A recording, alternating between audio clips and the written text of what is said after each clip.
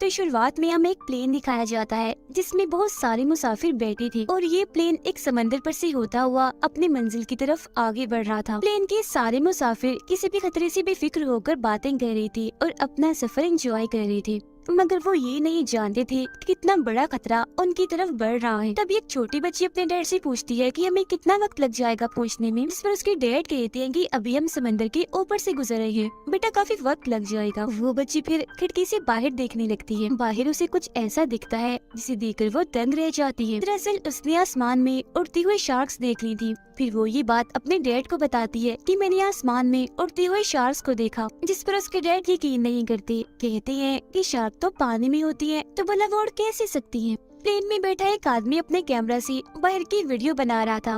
उसे भी वो उड़ने वाली शार्क्स बाहर नजर आती हैं, जिन्हें वो अपने कैमरा में रिकॉर्ड कर लेता है। अब तभी हम जहाज के बाहर का बड़ा ही चौंका देने वाला सीन देखते हैं। जहाज के आसपास बहुत सारी शार्क्स उड़ रही थी।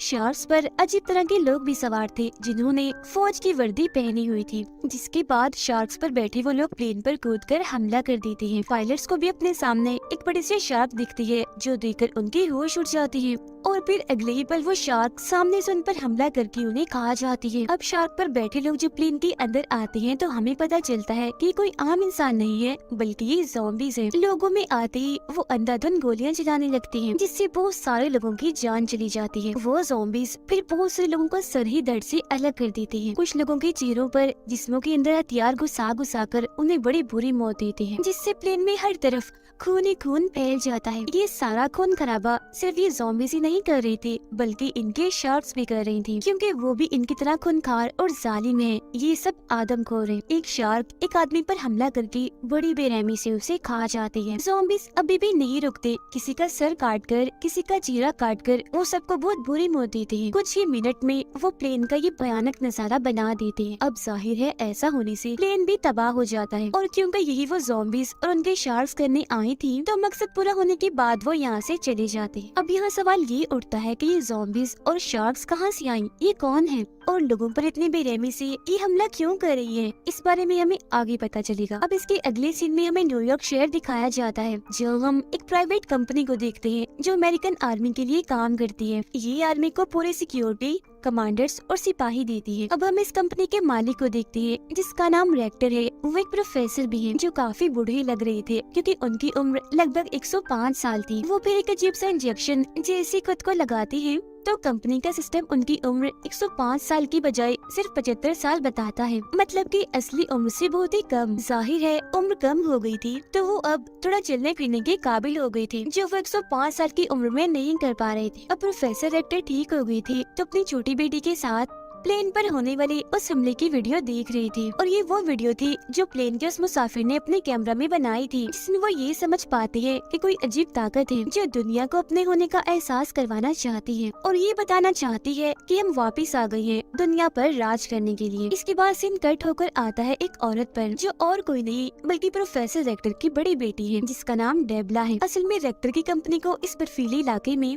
एक बहुत ही बड़े समुद्री जहाज के सिग्नल्स मिले थे, जिसे चेक करने डेबला यहाँ आई थी, क्योंकि कंपनी के मुताबिक ये जहाज 100 साल से भी पुराना है, जो जरूर नाजी फौज ने इस्तेमाल किया होगा, यानी हिटलर के दौर का होगा ये जहाज। फिर जैसे डेबला उस जहाज के पास पहुंचती है तो उसे देखकर वो काफी हैरान रह जाती है, क्योंकि आज से पहले उसने इतना बड़ा जहाज पहले कभी नहीं देखा था। वो फिर इस जहाज के अंदर जाती है चेक करने। यहाँ उसे बहुत सारी लाशें दिखती है जो खून में लथपथ थी, और फिर अगले ही पल देखते ही देखते वो सारे ज़ॉम्बीज़ वहाँ आकर डेबला पर हमला कर देते हैं। उन्होंने फौज की वर्दी पहनी हुई थी, मगर डेबला क्योंकि काफी बहादुर थी, लड़ना उसे काफी अच्छे से आता था, तो वो भी उनका काफी मुकाबला करती है। दो ज़ॉम्बीज़ को तो वो ऐसे ही टांग से ही मारकर दूर गिरा देती है। एक ज़ॉम्बी फिर जैसे उस पर हमला करने वाला होता है तो वो उसके सर में तेजधार चीज घुसाकर उसका खात्मा कर देती है, जिसके बाद वो सारे ज़ॉम्बीज़ जिन्होंने उस पर हमला किया था वो मारे गए थे। अब तक वो जान चुकी थी कि ये कोई आम जहाज नहीं है बल्कि कोई तो बात है, इसीलिए वो छुपते छुपाते बड़े चौकन्ना होकर आगे बढ़ रही थी। अब डेबला के सूट पर एक कैमरा लगा हुआ था, जिस वजह से यहाँ का सब कुछ उसकी डैड रेक्टर भी देख पा रही थी। अब जब वो आगे बढ़ती है तो एक जगह उसे बहुत सारे जहाज दिखते हैं जो काफी पुराने मॉडल की थी, जिसका मतलब साफ था कि ये भी कई 100 साल पुराने हैं। वो फिर जब एक कमरे के पास पहुँचती है तो उसे बड़ा ही अजीब नजारा दिखता है। उसे हजारों की तादाद में नाजी फौज की वर्दी में ज़ॉम्बीज़ दिखाई देते हैं जो सबकी सब लटकी हुई थी। उनको एक मशीन से जोड़ा गया था पाइप के जरिए। ये एक ऐसी मशीन थी जो या तो इनके जख्म दोबारा से ठीक कर देगी या अगर कोई ज़ॉम्बी मर गया है तो उसे दोबारा से जिंदा कर देगी। तो प्रोफेसर रेक्टर अपनी बेटी डेबला से कहती है कि ये मुझे अपने माजी से, अपने गुजरे हुए वक्त से जुड़ा हुआ लगता है। मुझे कुछ गड़बड़ लग रही है, कुछ भी ठीक नहीं लग रहा, इसलिए जल्द से जल्द कैसे भी करके वहाँ से फौरन निकलो। अब ये सुनकर जैसी डेबला वहाँ से निकलने के लिए भागती है तो वो और भी हैरान कर देने वाली चीज सीखती है। उसे वहाँ आम साइज की निस्बत बहुत ही बड़ी शार्क्स दिखती हैं जो हवा में उड़ रही थी और काफी खूंखार लग रही थी, क्योंकि ये भी दरअसल ज़ॉम्बी शार्क थी। अभी डेबला ये सब देख ही रही थी कि तभी अचानक एक ज़ॉम्बी डेबला पर हमला कर देती है। ये ज़ॉम्बी असल में इस पूरे ज़ॉम्बी फौज की कमांडर है और क्योंकि वो काफी बहादुर थी, डेबला की निस्बत उसे लड़ना काफी अच्छे से आता था, इसीलिए वो उसे खूब मारती है और काफी भारी पड़ जाती है उस पर। वो फिर एक इंजेक्शन डेबला को लगा देती है जिससे वो फौरन बेहोश हो जाती है। मगर वो ज़ॉम्बी डेबला को मारती नहीं बल्कि उसे ऐसी जिंदा छोड़कर वो यहाँ से चली जाती है। अब जैसे उसे होश आती है तो वो यहाँ से निकलने के लिए बाहर की तरफ भागती है, जहाँ उसे आसमान में बहुत सारे शार्क्स उड़ते हुए दिखती हैं। मगर थोड़ी दूर जाने के बाद वो सारे शार्क्स इनविजिबल हो जाती हैं, यानी कि वो हवा में रहती तो है मगर सिर्फ दिखना बंद हो जाती है। और अब वो जहाज देखते ही देखते बर्फ के अंदर जाने लगता है, जिसके बाद वो भी इनविजिबल हो जाता है। अगले सीन में हम रेक्टर की कंपनी की लैब को देखते हैं, जहाँ पर डेबला को लाया गया था क्योंकि उसकी जान वहाँ से बचा ली गई थी। मगर जब से वो होश में आई थी वो ठीक महसूस नहीं कर रही थी। उसे अपने अंदर ज़ॉम्बी वाले सिम्टम्स लग रही थी, मतलब कि उसे ऐसा महसूस हो रहा था जिसे वो भी अब एक ज़ॉम्बी है। असल में ज़ॉम्बीज़ के कमांडर ने डेबला को जो इंजेक्शन लगाया था वो एक ज़ॉम्बी वायरस था, क्योंकि ऐसा करके वो डेबला को भी ज़ॉम्बी बनाना चाहती थी ताकि हर तरफ उनकी बनाई ज़ॉम्बीज़ हो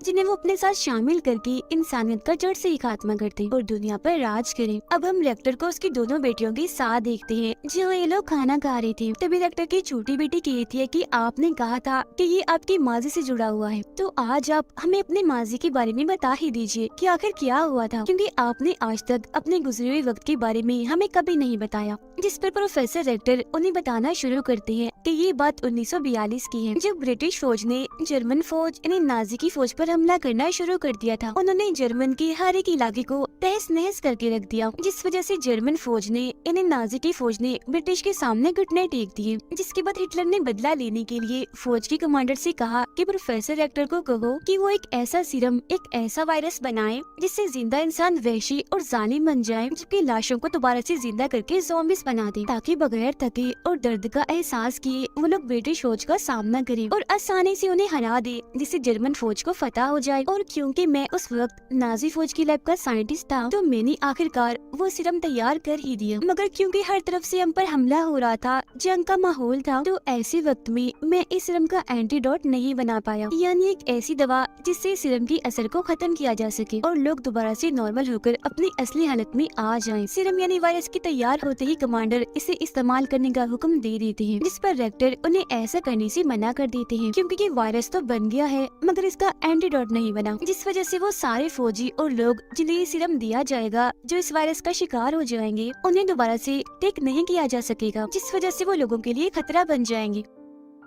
मगर ये सब जानने के बावजूद भी कमांडर इसे इस्तेमाल करने का फैसला करती हैं, क्योंकि उन्हें किसी की जान की परवाह नहीं थी, बस जंग जीतने से गर्ज था। और प्रोफेसर रेक्टर ने क्योंकि उनके मामले में टांग अड़ाई थी तो बगावत करने के लिए वो उन्हें गोली मार देते हैं। तो प्रोफेसर खुद को मरता हुआ देखकर वो सीरम खुद को लगा लेते हैं। अब ब्रिटिश दोबारा से नाजी फौज पर हमला कर देती है, जिससे नाजी फौज और भी कमजोर हो जाती है, क्योंकि इन्होंने अभी तक उस सीरम का इस्तेमाल नहीं किया था। आगे रेक्टर बताते हैं कि जब 1945 में हिटलर की मौत हुई तो जर्मनी के हालात और भी खराब हो गई, जिसके बाद तो नाजी की फौज और उनके कमांडर पता नहीं कहाँ गायब हो गए और मैं यहाँ अमेरिका आ गया इंसानियत की मदद करने और लोगों की भलाई के लिए। फिर मैंने ये कंपनी बनाई क्योंकि मैं एक अच्छा इंसान बनना चाहता था। सीरम बनाने के बाद मुझे अफसोस था कि शायद मुझे ऐसा करना नहीं चाहिए था। ये सारी बातें सुनकर प्रोफेसर की दोनों बेटियों को उन पर काफी गुस्सा आता है, इसीलिए वो कहती है कि आज ये सब जो भी हो रहा है और उस वक्त जो हुआ, इस सब के जिम्मेदार आप हैं। आपने बहुत गलत किया, कुदरत के साथ छेड़छाड़ की,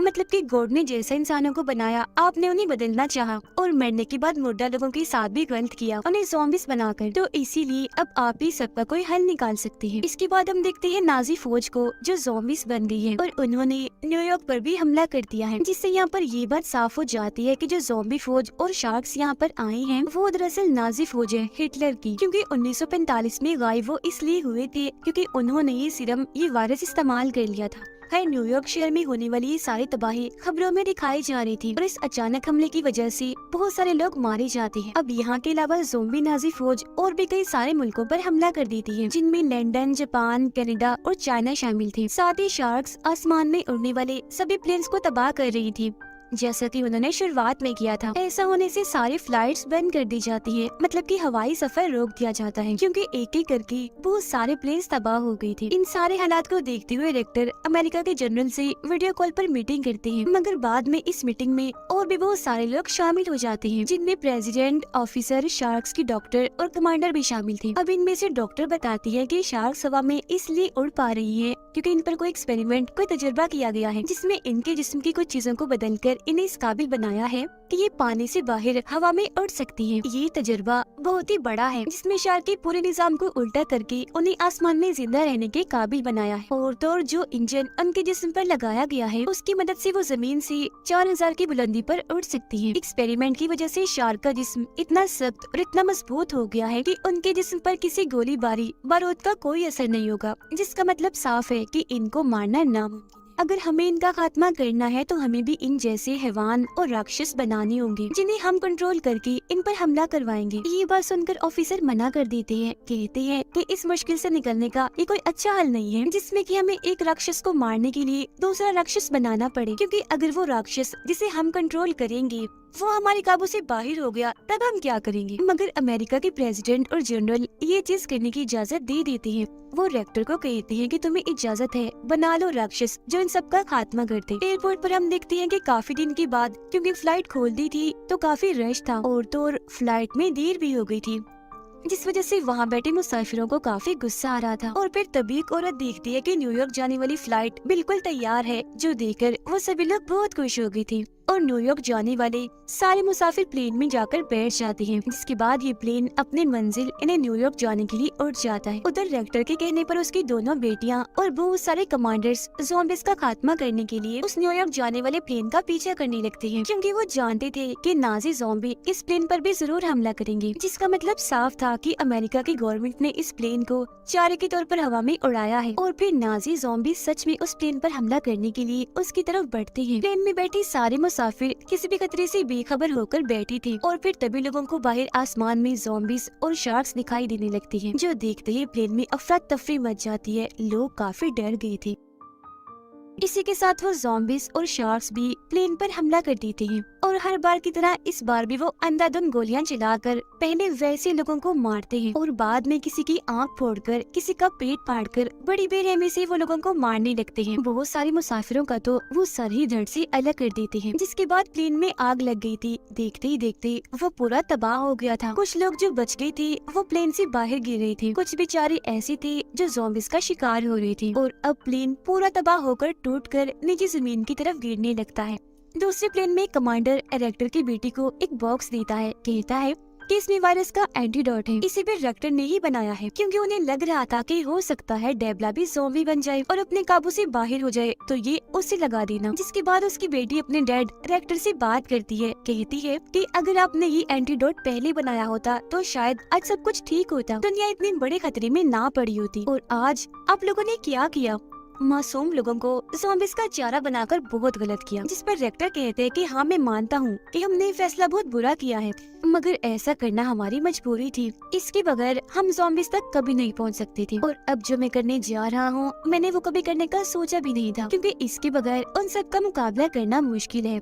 हो सकता है कि मैं कोई राक्षस बना दूं। अभी इनकी बातें चल ही रही थी कि तभी नाजी ज़ॉम्बीज़ इनके प्लेन के पास पहुंच ही जाते हैं। वो उन पर हमला करने के लिए बस तैयार ही थे कि तभी डेबला ज़ॉम्बी बन जाती है और जाकर प्लेन का दरवाजा खोल देती है, जिसके बाद सारे ज़ॉम्बीज़ प्लेन के अंदर आने लगते हैं। अंदर आते ही वो सब लोगों पर हमला कर देते हैं। हालांकि कमांडर्स ज़ॉम्बीज़ का मुकाबला करते तो हैं, मगर वो क्योंकि काफी खूंखार खतरनाक थे तो उनसे लड़ना इतना आसान नहीं था। इसीलिए ज़ॉम्बीज़ बहुत सारे कमांडर्स को भी अपना शिकार बना लेते हैं, जबकि बाहर से शार्क्स भी प्लेन को तबाह कर रही थी। मतलब कि ये नाजी ज़ॉम्बीज़ पूरी तरह से इन पर हावी हो चुके थे। अब तभी डेवला, जो पूरी तरह से ज़ॉम्बी बन गई थी, वो कमांडर्स के लीडर को गोली मार देती है, जिसके बाद वो बाकी के कमांडर से भी लड़ने लगती है। ये देखकर रेक्टर की बेटी जल्दी से वो एंटीडोट निकाल कर अपनी बहन डेवला के गले में लगा देती है। अब तभी हम बाहर का नजारा देखते हैं, जहाँ तभी अचानक से एक काफी बड़ी शार्क आ जाती है, जो इन शार्क्स की निस्बत काफी बड़ी और ताकतवर थी। वो अब एक एक करके इन सभी ज़ॉम्बी शार्क को मार रही होती है। तब यहाँ हमें पता चलता है कि ये शार्क असल में रेक्टर ने ही बनाई है और वह इसे कंट्रोल कर रहा है, क्योंकि उसने कहा था कि मैं भी राक्षस बनाऊंगा, यानी कि राक्षसों को मारने के लिए उसने राक्षस बना ही दिया। रेक्टर शार्क को कंट्रोल करके गोलियों और बॉम्ब्स के जरिए उन शार्क्स को मार रहा होता है।